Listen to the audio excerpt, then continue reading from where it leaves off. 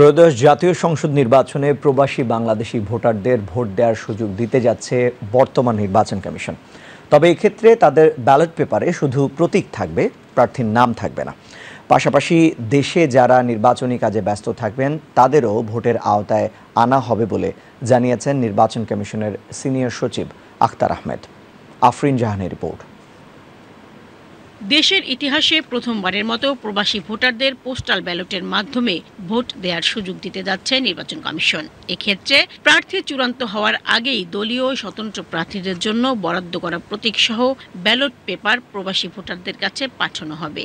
এ বিষয়ে নির্বাচন কমিশনের সিনিয়র সচিব বলেন, দায়িত্ব নেওয়ার পর থেকেই প্রবাসীদের ভোটের আওতায় আনতে কাজ করছিলেন তারা।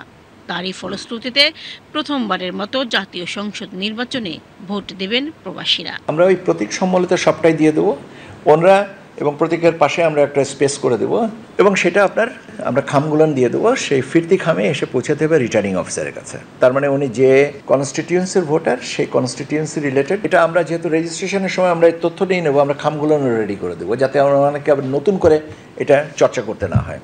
উনি সেটা পাঠিয়ে দেবেন। রিটার্নিং অফিসার এটা নির্ধারিত সময়ে খুলে ভোট গণনায় অন্তর্ভুক্ত করবেন। আমরা যখন অনলাইন রেজিস্ট্রেশন প্ল্যাটফর্মটা করছি, এটা কিন্তু ওপেন হয়ে যাচ্ছে বিশ্বব্যাপী।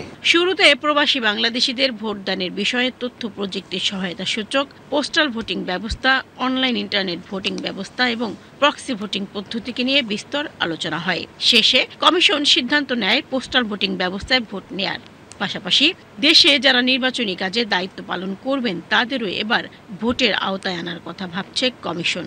যদিও আইনে বিষয়টি ছিল, তবে এতদিন সেটির বাস্তব প্রয়োগ দেখেনি কেউ।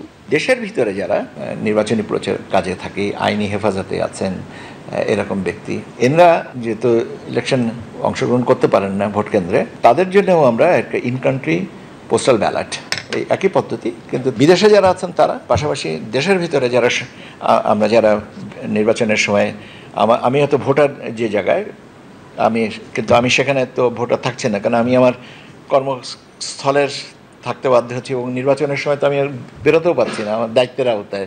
সেটার জন্য এটা করা হচ্ছে, এবং এটাও রেজিস্ট্রেশন পদ্ধতি, আবেদন করবো ইত্যাদি ইত্যাদি। তবে এটার সময়সীমা অল্প। দেশের অর্থনৈতিক উন্নয়নে গুরুত্বপূর্ণ ভূমিকা পালন করা প্রবাসীদের দীর্ঘদিনের চাওয়া পূরণ হচ্ছে এবার। দেশের মোট ভোটারের 10% বেশি প্রবাসী হলেও তাদের ভোটাধিকার নিশ্চিতে কখনো কার্যকর পদক্ষেপ নেওয়া হয়নি। তবে প্রথমবারের মতো বর্তমান অন্তর্বর্তী সরকার প্রবাসীদের ভোটাধিকার নিশ্চিতের জন্য যে ঐতিহাসিক উদ্যোগ নিয়েছেন তাতে খুশি প্রবাসীরা। আফরিন জাহান, ভিটিভি নিউজ, ঢাকা।